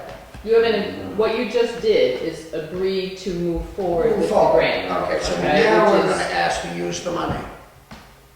Yeah, now I'm gonna ask you if, under the encumbrances, there's two encumbrances. Let's do the forest fire equipment one first, For which 2,000. is to help move forward with this grant. So you're Okay. encumbering $2,000 from the 2015 budget. Do I have a motion on the table to accommodate? So moved. Do I have a second? Second. All in favor? Aye. So done. And that needs, hold on, that does need to be signed. Okay. Okay, thank you. So that was B, the encumbrance of 2015 funds. So now we move on to investment policy. No, you keep going. All right, There's, so we got the second one to deal Yep. with, So okay, you which got- is the Gaffney Library. right, and if you remember, Yeah, in 2015, there was a warrant article for 30,000 Yep. for, so what they ended up doing was, the Gaffney had a contract, and the services were supposed to be finished by the end of this year, and they have not been. So I asked them to get a revised contract, because you can't encumber money unless you have a contract or an agreement, Mhm. and to pay the person that is doing the fundraising, trying to get the fundraising going, and the And project for okay. the extending of the building. So the remainder of that is 12,500. So it didn't end up being the full 30,000, it only ended up being 25, which was good. which is good. But we all agreed upon that before, so this is just This is to encumber the money to finish the to project. finish the project. Yeah. So do I have a motion on the table for the 12,500 to encumbrance for the Gaffney Library? So moved. A second? Second for discussion. Do Okay. we, so we get to keep the 5,000 and not use them, or Yep. do we give it all to them? Nope. Goes back into the general fund? Mhm. So that's cool that they were Because the good. warrant You article did it stated cheaper. that they would come up with 15,000 and we would come up with 15,000. But because it didn't come out to be that much, They they still- didn't have to spend that out of their account that they thought they were gonna have to spend. So no, it's not full 5,000, it's 25. Yeah. It's half. 5 of us, They split it. 25. Yeah,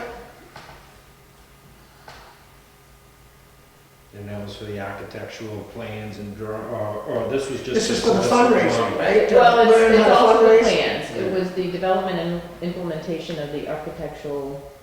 And the and fundraising. And then to guide them on how to Yeah, on how to fundraise the fundraise. demands Yeah. that they need. Right. Do they have the plan started, or do they know what they're building yet? I don't know that. I think they know what they want. I think now that they're shrinking because they realize that it's a little more money. Well, part of the process is you gotta figure out your fundraising strategy, because that will determine what you can raise. So that determines what you should actually try to build. Yeah. So it gets mixed up. You Okay. don't wanna build a $1 million building when the most you can raise is 500,000. That makes sense. Okay, discussion still? All set? All in favor? Aye. Cool.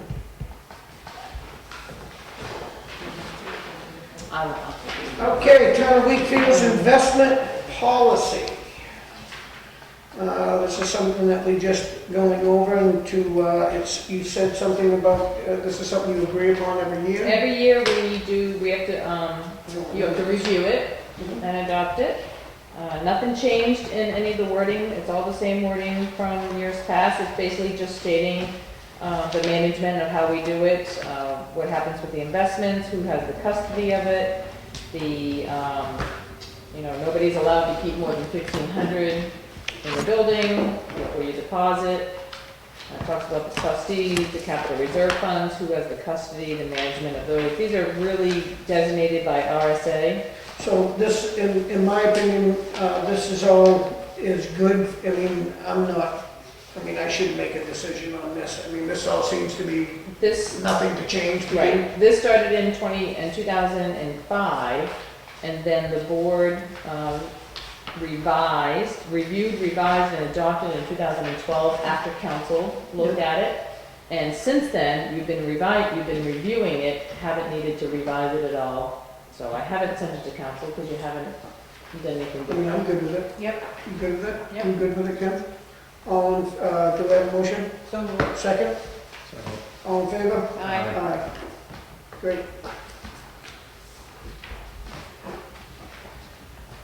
Town fund balance policy. So basically, another one that comes up every December. The auditors like us to do all this paperwork, which is great, to keep us in compliance. Basically telling you how to manage your fund balance and what you can and can't do with it. And what it is, the definitions of all the fund balances, the restricted funds, the committed funds, the assigned funds. And then in here is where it talks about your minimum level of unassigned fund balance, which you're allowed to carry between, per this policy, 8 to 17% of the total appropriations of the community. So this is where it guides you when you're deciding what to do, whether or not to use any assigned fund balance for any projects or to offset taxes, that kind of stuff. You want to make sure you're maintaining in between that percentage. So Which we do. Right, so it's a guidance for you. Yep, I like it. Doing that. So there's nothing on here that you would recommend that we change, obviously? No, because and you're- this, again, this was something it was brand new. It's under GASB 54, one of the accounting rules that got set back in 2011. I went to a class with the auditors, and this was the way they recommended to proceed, so. I think it's great, personally. You good with it? Yep. Motion to accept? Yep. Second? All in favor? Aye. All right, we got a purchase order from the fire department for some equipment. Twin dual channel infusion pumps and some standard bore upper lower needleness connectors or something. The total of that is $5,129.01. Todd needs this in the ambulance, and he usually would have two. They were down to one about a year ago, and they've been managing, and the other one broke. So now they have none, and by law, they're supposed to. Okay, so my only question is that we have a $57.98 item that it says in notes here, don't need. What does that mean? He didn't need it. So that's They been crossed originally, off? they got pricing on all of that, and then they don't need it. So the amounts on the bill, which is the 40, if you look on the purchase order, it's the $49.85, the ones Yeah. are highlighted, and the $143. Okay, so the other, all right, Okay, so so the one-time ambulance. purchase is on there, right? That's not needed this time either. Correct. Okay, so those are crossed, okay, good. That's Todd, all for you right there. Yeah. I'm good with it. Thank you. Do I have a motion? So moved. Second? Second. All in favor? Aye. Okay, something about bids, huh? Bids for provision of annual town report. That's who does the book. Yes. I don't remember some of these things from prior years. Every year, same old, same old. Town Press, Minute Main Press, Selectmen Press, Select Print Solutions. We had quite a few bids, huh? We did. You want one of these, Ken? Okay. No, mine is good. All right, so we got, are they all pretty much, you reviewed them? Oh, you probably haven't reviewed because we're seeing them now, right? Right, we didn't, yeah. So, what was asked of them for the bid? I don't recall the bid sheet. They all had, no, you didn't see it, they all had the same set of criteria to go from. By looking at it right now, does it look like they meet your criteria? Their bids sounded a little different. I did clarify that they were providing exactly what we were asking for. I have put some notes on there, like the first company didn't bid for 600 spiral-bound books. She said we really only need 25 for the town hall staff and that the public could have the perfect bound. So his quote is, is a little different. That's just his suggestion. The second one, Minuteman says, to reduce his bid if we use coil binding instead of wire. I don't know what coil Well, I is. guess my only thing I would ask is, what do you recommend? I don't see that, I don't. Who was last year? The last year, Alpha Graphics, the one from the bottom. Alpha Graphics, and Yeah.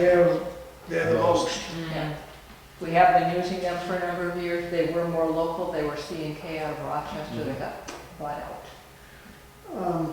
Do you see a separation from these? I mean, does Alpha Graphics? I give you did. I more? threw in some links there in case you wanted to see other people's products. Basically, they all look good. They're all set up very similar to ours. Similar information. I will tell you that one of the bids that we didn't consider last year, even though they were quite low, Ossipee used them and couldn't say enough good about them. Which one's that? That would be Select Print. Yeah, I was looking at that one right now. Do we do over 130 pages? No, I bid it on what we did last year, Mm. so it wouldn't be the year for anybody to wax prolific. Well, that's the lowest bid even, so, Select Print Solutions, I don't know how you guys feel about that. What is that, $75 an hour come in for setup? Well, and what they told me is that they included in their main bid a quarter of an hour for setup. I assume that's pulling all of the information that I send electronically, paginating it, maybe making a few adjustments if our stuff is a little off. However, if they have to do anything major, $75 an hour is kind of a lot of money. Do you have a recommendation, Teresa? Are you who handled this? Tony really handles the town report, but I guess if I was gonna recommend, I don't know why we wouldn't try the lowest bid, and especially where neighboring town used them and had good luck with them.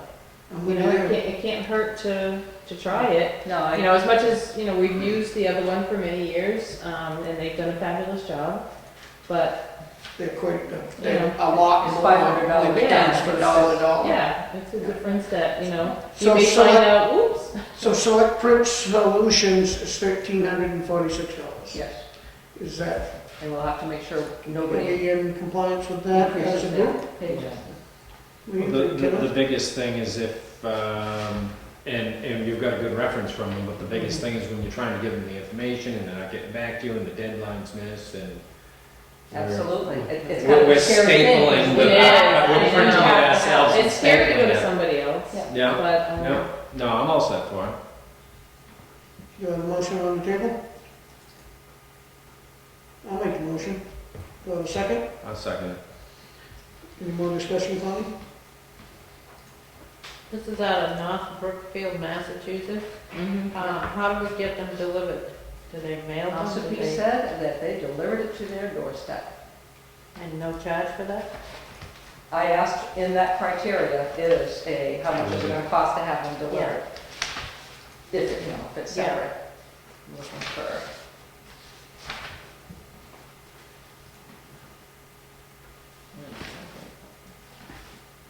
Well, I say that if we go with these, I'll agree on it with the group, with the board, as long as it meets all your criteria, Tony. If it meets your criteria, these people here, I'm all for it. That's the lowest bidder. Well, I'll confirm with him that he is going to, That's what I'm saying. Deliver If it those don't, and come we'll back to charge the to board us. and we'll review it, and And- we'll go from there. And so this is all for only 25 spiral bound books? Last year, didn't we have them all spiral bound? No, No, no, this is that's 130 pages, I'm not sure where it comes in for book. Country Trust, Connie is the first one listed, they're the ones that They're the said ones that do 25 this, just spiral. this one. Oh, This okay, one will do all the Yeah. spiral. okay, This select print will do all Right. spiral. all spiral, okay, And neighboring town is suggesting that they're a good company, so I Yeah. think that's worth the issue, the effort, as long as it Right. meets your criteria. Yep. Okay. All right, all in favor? aye. Aye. Okay, this must be Ken and Jim's new draft for the transfer station ordinance. It looks like, Jump right in.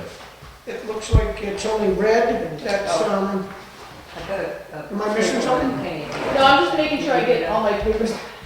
oh, I haven't signed this one. I know we have a lot that we've Yep. sent down there. We'll come back. It looks to me There you like go. what's in red is what's been changed, what is in yellow is what? Highlighted for, Yellow is new items. Red is any items that were moved from one section to another. okay. Okay. So it's pretty much just some wording with our name and, anything you want to tell us, Ken, that was the big turn? The big part for the committee was just really figuring out the whole process of what the transfer station does and how to recycle and what we need to do for changes. The committee pretty much agreed that recycling just plastic was better than number 1 plastic, number 6 plastic, number 7 clear plastic, green plastic, the same with the glass and stuff like that. So we kept the recycling the same as what it is now. We really haven't changed it. No separating newspaper, cardboard, magazines, anything. All the paper goes right in together. We got stuck on, one of the big things was temporary permits. Commercial halls was a big topic for a lot, but visiting a lot of facilities, they told us they make money on the commercial. If they're recycling, they're making money on the cardboard, the cans, they're making money on it if it's recycled properly. So that would be one thing to keep up on, and it all just goes back to I enforcement. will say, just sitting and listening to you guys one day there, I was pretty impressed. You guys, I mean, I think this is gonna work with this committee and you being. Well, we have to look your at ideas single on- stream versus commingle versus, how do we want to do it? It's unique because we have Brookfield there, and where Brookfield buys their permits from their town hall, that's only open one night, and that's not the time the transfer station's open. So we want to really be selling Brookfield residents stickers in our own facility. Yeah, So there's a few things we want to clear up. One of the stumbling parts was temporary permits, and it's $1 for a temporary permit, and it's for people renting a camp. And I think it's still in there, but I think when we go to take a look at it, I'd get rid of temporary permits altogether. The facility doesn't need somebody that's just coming up to a camp for 1 week trying to recycle and go in from the facility and try to figure it out. That landlord should be taking care of their 100%. I think, and for $1, I think that house, the house itself should have the permit as for, not the rentee. You don't have a permit for that, unless you want to do that, you don't have a permit currently for the house, it's for the vehicle. So what Ken's saying is if you have somebody that comes up for a week or 2 weeks to rent my house or whatever, me as the owner should have somebody come remove the trash. Oh, I see. My And people them that not are to be able staying to there, get a they permit shouldn't at be all. able to go rent all. Yeah. But Because what they about don't the homeowner? Can understand. he get one to have in the facility and then it, like, let's say it was on a piece of cardboard and then he puts it in the window for We the tried that renter? years ago, we did try that years ago, and the people went home with it. Yeah, I can understand. You know, if Yeah, you're yeah. heading I'm out, with you, whatever because you you're think leaving, is good, I'm good with it. and, the tough part, I think, though, is leaving it up to homeowner is who comes and takes it. I mean, you got one guy in town that removes trash, There's several people. that takes trash, Yeah. trash pickup. You're looking at bigger, dumpsters and things like that. There is a guy that comes to do it, or Right, one guy. the landlord can come do it. I mean, if I was renting a place, up north somewhere for the weekend, I'm not gonna take the trash on my, I mean, you know, if it's at your own camp, you'll bring it home or whatever, but, I But what think it just- about the rentee that rents it for The more summer. than a summer or just rents it period for life, you know? he's- Oh, yeah, he's a that's rental. different. Yeah. Is that something Yes. that's different? That's Yeah. Okay, so Not that's not temporary. called temporary, that's more No, permanent. that's a permanent. And they yeah. can show that they're a resident by renting. Correct. Okay. What's our timeline for this to go for public hearings? So that was gonna be So- one of my questions tonight If we was, could click print for these guys, they could look at it for the next meeting and then come back, or do we have to They set have it. timeline? I have it, I have it. Right, this is great, I mean, So what I was gonna ask, when I got to my section was, December 23rd would be your next meeting, but we technically don't have enough time to post for a public hearing for that meeting, so I was gonna ask the board to move that meeting to the 30th, which would allow you to have your first public hearing on the transfer station ordinance. Then if you needed another public hearing, you could do it, we would post it for the middle of January, which would be your second meeting in January, which would give us enough time so that we can post for the warrant for the vote. If we wait till January, we don't have enough so the time. 30th is on a Wednesday. Yeah. Which is 2 days before the New Year's. I mean, Yeah. what do we do about this? Are we having this meeting on the 23rd anyway? I was gonna ask the board, I don't know, it's totally up to you guys. I mean, you could skip that, you could move that one, since To the it's right before 30th. Christmas, move it to the 30th. That allows you to be able to have your public hearing At the same time? at the same time as having then a we could regular make scheduled meeting. changes for that if we had to, and for another public hearing. If you make, actually, if you discuss it then and you change it then, you don't have to have another public Oh, hearing. really? Nope, as long as it's Changes in-house and they all, at the public hearing? During it makes sense discussion. During the discussion? right. Yeah. If you leave, close the public hearing and you leave, and then you go, oh, you know, we forgot to do, but Yeah. then you And that's have to discuss it at another public hearing. I think you guys got it down anyway, so I think there's no problem there. I'm okay with that, doing it on the 30th. And we skip the 23rd, I guess. You good with that? Yep. Do you want it posted as is, or do you want it right now, I mean, because this isn't up there for anything, you guys can take away the temporary permits now, or do you want to Let's post it. post it and, as we have it listed? And discuss it when the My question was, if I can ask. Go ahead. No. I'm just gonna No. say, Stop your talking. when it talks about all the colored glass, Section. it would be section under category A, category one. There you go. Schedule A. Go on the warrant. Schedule A doesn't. Oh, that's right. Yeah. Yeah, that's right. Never mind, it's not on the, but I do have a question with that anyway, that maybe it, For Schedule A. yeah, because I'm wondering why, when it talks about all four colors of glass, but underneath the thing, it says shall be discarded with green glass. We don't separate any of the glass. No. So I'm wondering why it lists all the colors. So that's just We something don't we separate the colors of the glass, do we? No, We used to, we used Yeah, to. we used to. You Yeah, used we to, used to. yeah, you used to have to. do Okay, so when we post this, just so you know too, we're not posting the Schedule A Correct. because the board will decide on fees the- after the election, once the ordinance is passed. Okay. All right, so do we make a motion to accept the draft?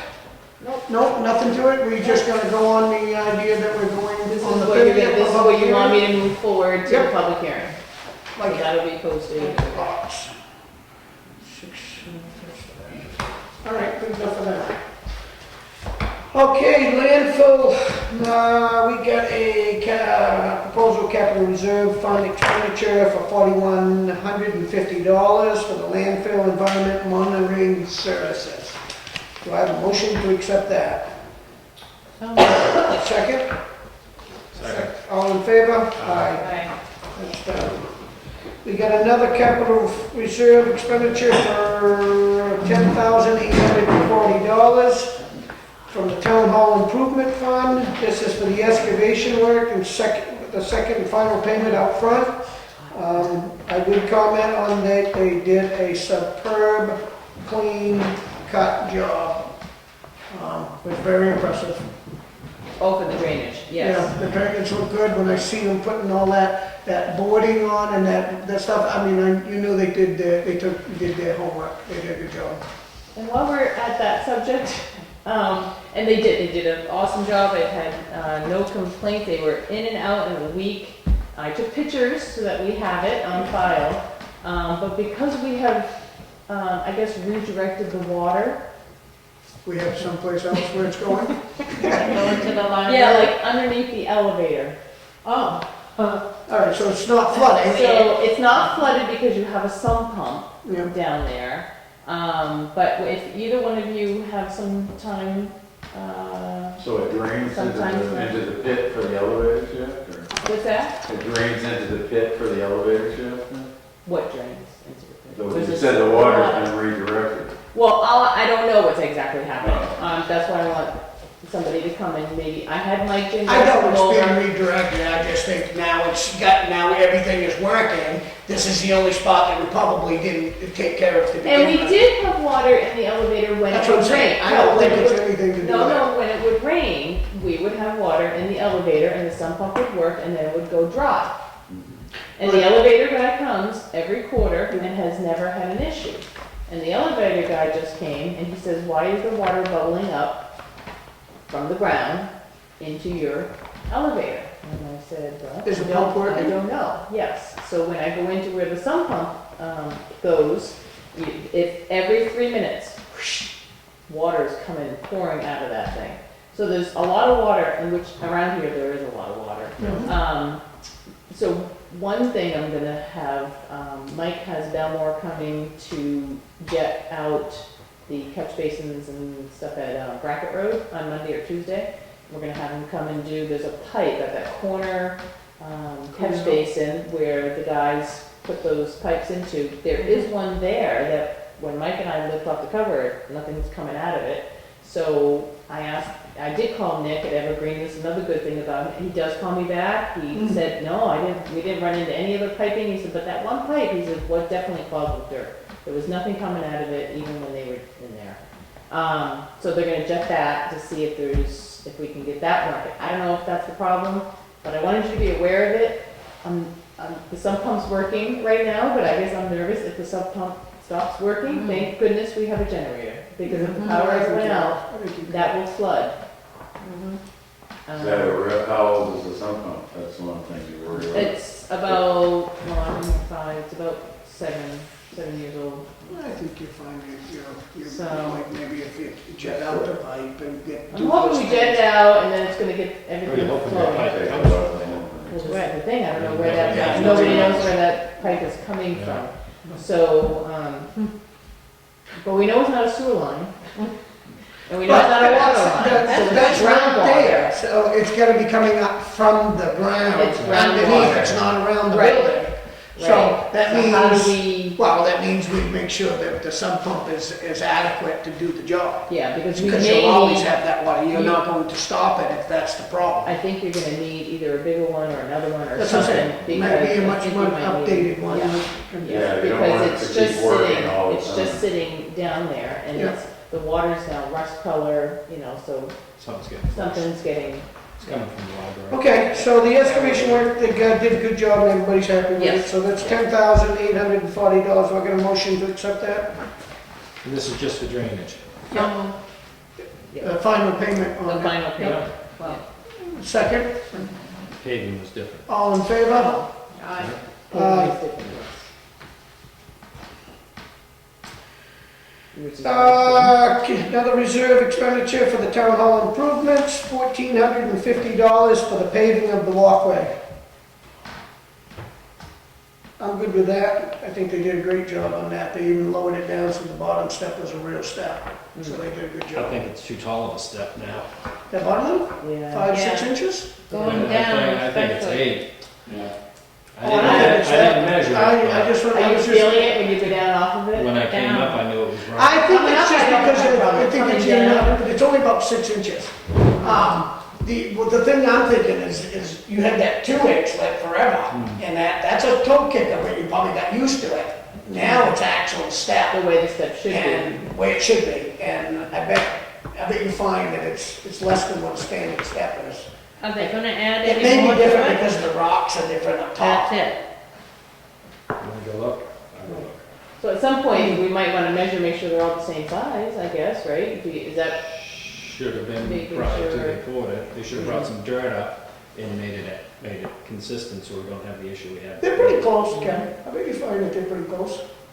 Going down, you can roll it. Get out that tape and check it I out. do wanna let you know too that, I'll be a witness. Evergreen will be coming back and doing whatever planting we want. That was part of, he took that money out of, I didn't pay him for that, Okay. yeah. No, that's good. I think it's- Because we may decide Grass.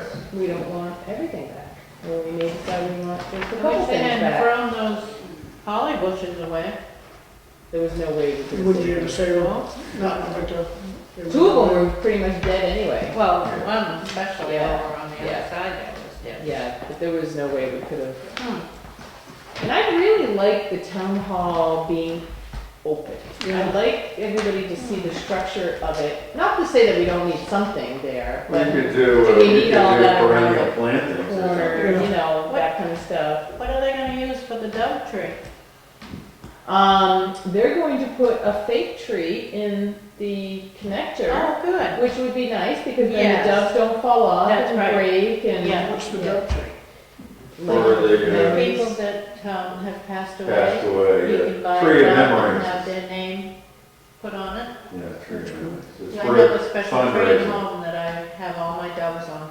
Yeah, and I had a conversation with Ginny Schweitzer, runs that, and she was concerned because we didn't have the tree, and then, Yes. well, maybe the library could get a tree, well, then they came up with having the fake tree in the connector, which I don't have a problem with, and I think it's nice because it does save, because if you go to the ceremony, and you can take your dove, but if Or you don't can go, hang it on the tree out here. right, if you don't go, they hang it on a tree, if you don't come, then it gets destroyed, or something happens to it. Right, and they're always falling off Yeah, and, Yeah, so, oh, this will be good. that'll be nice. 7.75. 7/3, just what a step should be. Really? Is That's that big, that's a little bigger than I thought. And they're So all it's the an inch same? and 3/4. The others are all set up. They should Oh, have. three-quarters So of by it's three. 3/4 of an inch A there. little bit more. So A maybe piece of I finished can have pine. them tar. That's the only- I know. We're trying to conduct a business here. Okay. No kidding. 3/4 of an inch to this Three-quarters. close. Well, I don't know what you want to do. I mean, right Can't do now. it's anything not- right now, All right, so we got $1,450 to pay for the paving. Are we in agreement on that? I have a motion. So moved. Second? Second? All in favor? Aye. All right. One no.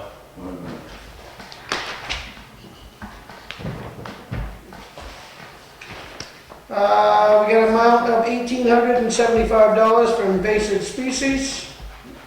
Appropriation, $1,875. Do I have a motion to accept that? I will. Pine River Pond, right? Yep. Second? Are they looking for invasive species this month, or? What's that? They They forgot to, I know. yeah. They, there is an invasive species came in the Salmon Falls River, and they're picking it up in the mountain right now. It's a European something. Really? It's nasty stuff, so. I'll second it. Okay, all in favor? Aye. Aye. All right, there's reserve fund expenditures correspondence. We got GWRC request to serve beer and wine. That's Greater Wakefield Resource Center is holding a bridal shower and is looking for our acceptance of them serving beer and wine, I take it? Yeah, there's a lady that would like to rent the hall and she would, for a bridal shower, and she'd like to serve beer and wine, and per the management agreement, the board is supposed to give permission for that. And this is for May of 2016? Right. 6 months ahead of time. Well, and I asked, I said, well, can't we wait until like March or April so everybody remembers that we did this? the lady would like to know whether or not to book it. She Yeah, never- it yeah. depends on whether or not she can do I that. don't have a problem. Me neither. And she's responsible. Mm-hmm. Yeah, I don't have a problem. Okay. We have a motion on that to accept the Greater Wakefield Resource Center's proposal. So moved. Second, Sorry. all in favor? Aye. PLT hearing, officer decision. This is our current insurance, property liability insurance carrier. It's Property Liability Trust, and as we've been talking about on and off the last 6 months, that they will not be writing any more insurance policies. They tried to go before the hearing officer to reinstate that, and they were not successful. So as of June 30th, they will no longer be offering coverage, writing coverage. So, and as I've talked to the board before, I have two bids out. I received one from Primex, and I'm waiting for one other company to, and that should come hopefully in January for a quote. Okay. So, just correspondence. All right, that's nothing we have to accept or anything. Okay, we have public comment number 2. Yes. You two? Will speak. I'm thinking. You got 1 minute to start speaking. He's got Favorite three show, seconds we call it 9 o'clock. Anyway, a quick question. The town report, does that come in a PDF form that you have on the website? Yep. Oh, great, okay, I wasn't sure of that. Also, just a comment, the selectmen may want to consider another meeting, whatever, the transfer station subcommittee is not scheduled any more meetings. We're waiting to hear from the selectmen. If the selectmen want them to do some more stuff, it was thought that perhaps the Schedule A could be worked on, on an ongoing basis. So at this point, what was decided at our last meeting was to wait to hear from the selectmen. If the selectmen have any more duties for the committee, to ask, I'll be away, but Ken knows who to get, and Teresa. So if the selectmen want to have more meetings for that, they need to initiate that maybe at a later time. Thank you very much. I don't know if I think we need more meat, but I like the idea that you have the committee and that you can call upon them. Is the committee just dissolved now? Well, we No. haven't yet, we're just, Schedule A would be the whole fee schedule. And I think it would be good for the committee to look in and look at other towns, what do you charge for a tire, this time of rim, 16-inch tractor trailer, what about this, what about, and there's just 1,000 questions. If we have a committee do a lot of legwork for us, then they can just say, this is what other towns are doing, this is our recommendation. Okay. Or we can have Teresa do it. No, I don't. They do a great job. Okay, thanks for the question, Jim. Anybody else? All set, moving on. Administrator update. Okay, so we talked about the December, definitely do December 30th, that was one of mine. Deliberative session, I have written down would be January 30th, because it's generally the first Saturday that we're allowed to have it, if you want to stick with that. Do you want to do the 1 o'clock again, like we did last For the year? deliberative session? Session? Or do you want to go back to the night one?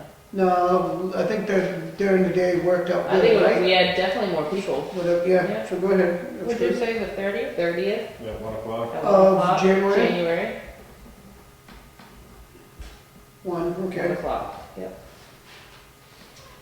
I have a contract here for Robert Saunders, who is the gentleman that does the testing at the landfill. The board had discussed this at the beginning, well, probably like around March or April, and I had been talking with Robert to get this to me, and he thought I was getting the emails, and I wasn't getting the emails. Anyway, back in August, he wrote up another one, so I have his contract here, which is the board had said for him, well, this is a 3-year contract, in other words. This is scope to include environmental compliance sampling, inspection, and reporting required for 2015, 16, and 17. to do water sampling, air quality sampling, settlement monitoring, cap and site inspections, and regulatory reporting. He does all the stuff that happens with DES, all that. Preparing a biannual groundwater monitoring report, which is due every year.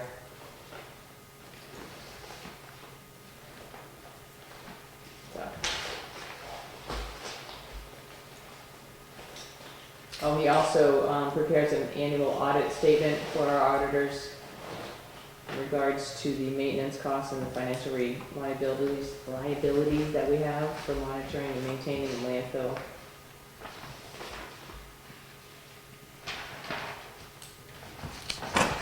I'm good with that. It's pretty much stayed the same, Yeah. cost-wise. He hasn't done any increase.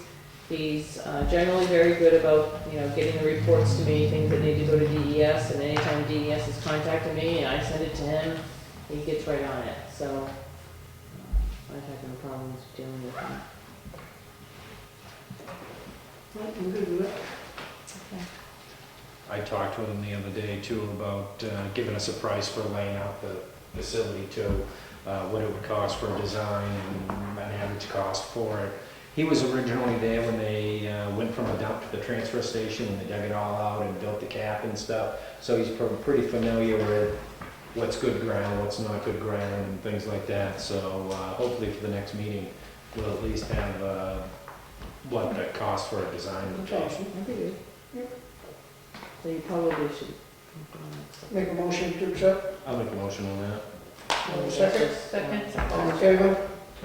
Aye.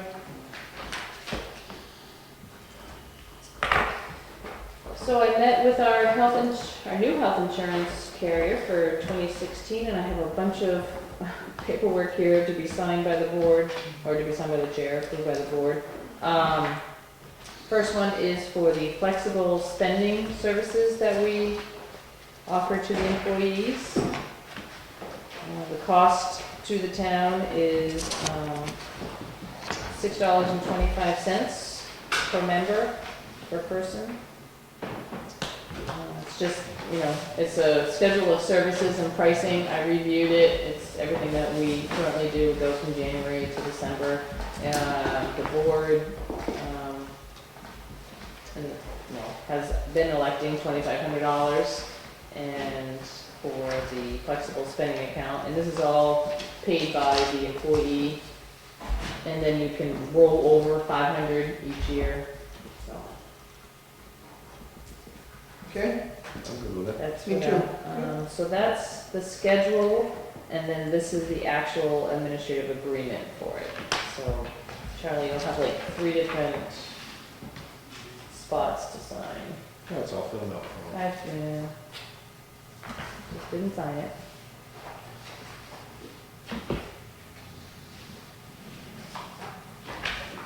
And then this one is the HIPAA, Business Associate Agreement, basically the rules and regulations of HIPAA, and that we agree to oblige all of the HIPAA rules.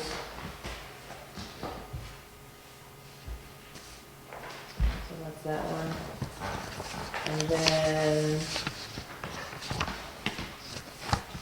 these are the medical rates and the dental rates. You already did sign for the dental. This is just the billing services that they're going to bill us, and we agree to pay all these rates.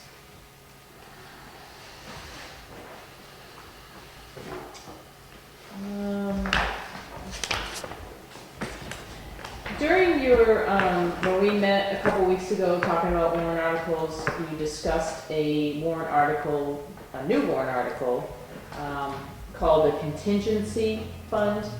And it was brought up when we were talking about the telephone system. And this new contingency fund that the state RSAs allow the board to have. I wanna give you a little bit more information on it and make sure it's still something that you want to do. I was under the impression that this was a non-lapsing fund, that if you put $10,000 into it, that it would stay into it and you could keep adding to it and it's basically for unanticipated expenses. Like a capital reserve. Kind of like a capital reserve. So if an emergency happened or a major issue or whatever, you would have funds available to go do that. It is not a non-lapsing fund, it is a lapsing fund. So if you put $10,000 in this fund, and you don't use it, it just goes back into the general fund. Now, which is okay, I just wanted you to be aware of So this. you have and what to do it we- every year. Every year you would have to have this warrant article. Now, what we used to do in the past is that in the budget, when I first started, there was a contingency fund line in your budget. And when I had gone to a couple of budget hearings, that's when all of that changed and you can't put it in the budget anymore.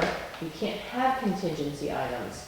You have to pull it out, and back in 2013, the RSA 3198A changed, or was adopted, stating that now you can't put it in your budget, but you can do it this way.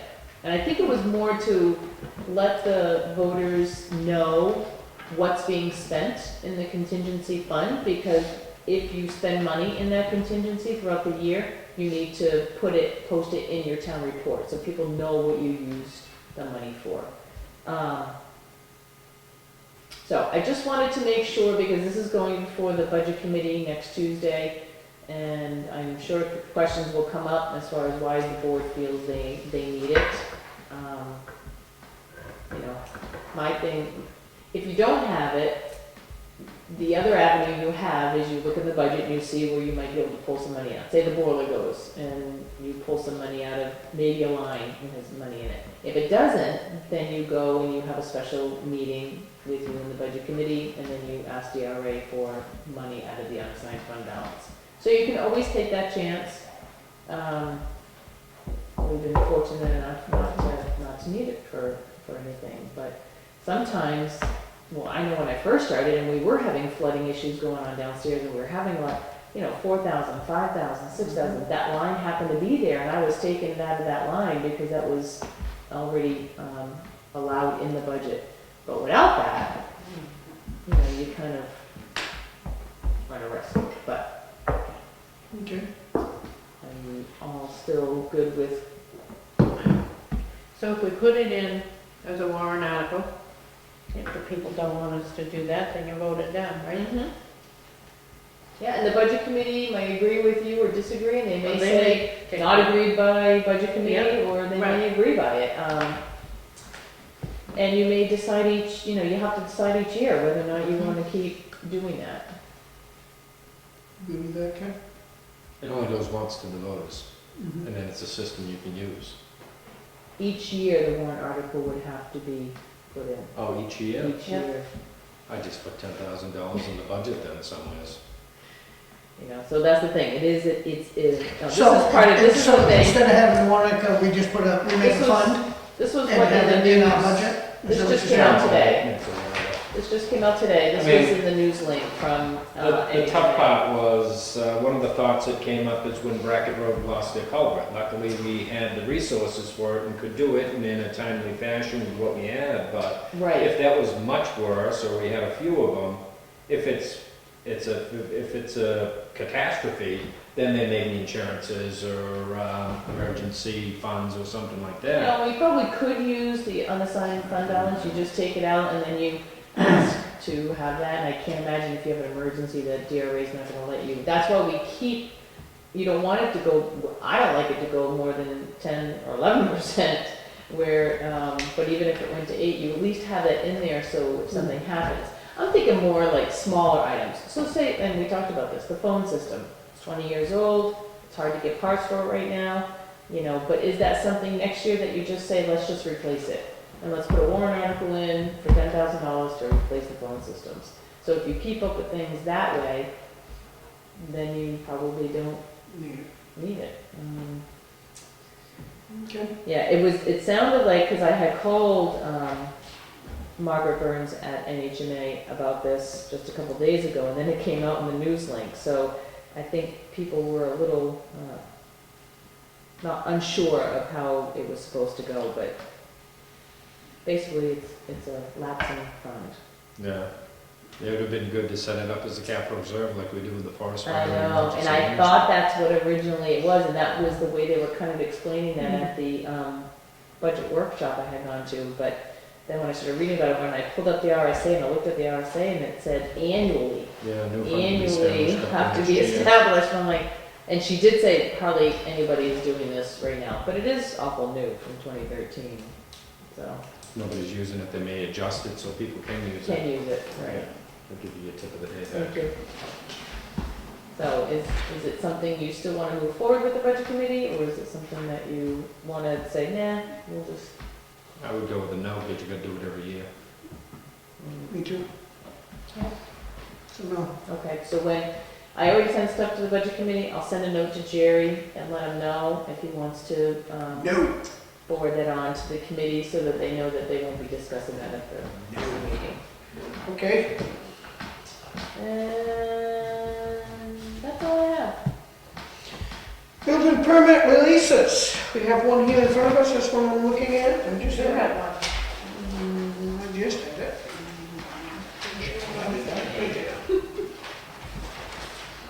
I go with 5 South Cove Road. 5 South Cove Road. Do we have a motion on the table to accept? I'll make the motion. Second? Second. All in favor?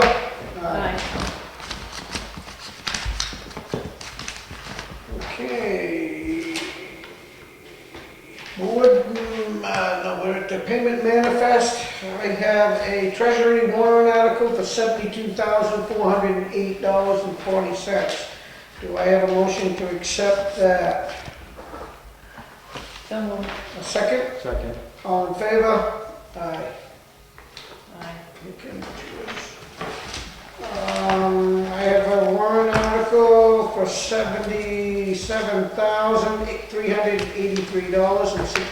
$77,383.66. Treasury warrant. This is, do I have a motion to accept that? So moved. Do I have a second? Second. All in favor? Aye. Take it, Connie, I think you can send that one too. I have a treasury warrant for $535,743.18. Where do we get this money? Thank goodness people are paying their taxes. Yeah. Seems like every week we Yeah, it's $500,000 a week live in this town. Yeah, then you got one next week. Yeah. Do I have a motion to accept? So moved. Second? Second? All in favor? Aye. Aye. That covers all that.